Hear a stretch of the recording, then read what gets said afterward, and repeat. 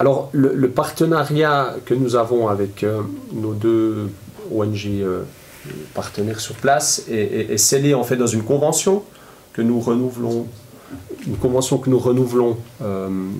tous les 3 ans en fait. Donc je dirais d'un point de vue institutionnel, il y a un document, une forme de contrat qui scelle en fait ce partenariat. Et puis, bien entendu, il y a des devoirs et des obligations des deux côtés. Donc nous avons régulièrement un compte-rendu qui est fait sur une base semestrielle de la part de nos partenaires pour, en quelque sorte,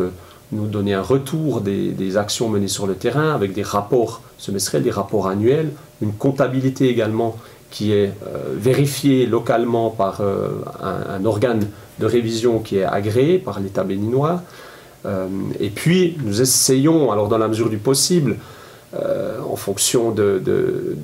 si la situation sécuritaire le permet, notamment actuellement dans la partie sahélienne,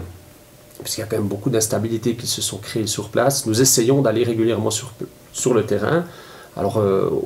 auparavant on arrivait presque une fois par année à aller sur le terrain, maintenant c'est clair que c'est un peu plus étalé, plus difficile, mais on peut garder ce lien avec notamment des consultants qui de temps en temps sont sur place pour nous donner aussi un retour du terrain. On travaille avec une autre ONG suisse qui cofinance un des projets. Cette ONG emploie Madame Franziska Kakwembega Müller, qui est vraiment en lien régulièrement avec le terrain et puis qui assure en fait cette liaison, surtout au cours de ces dernières années où nous n'avons pas pu aller souvent sur le terrain.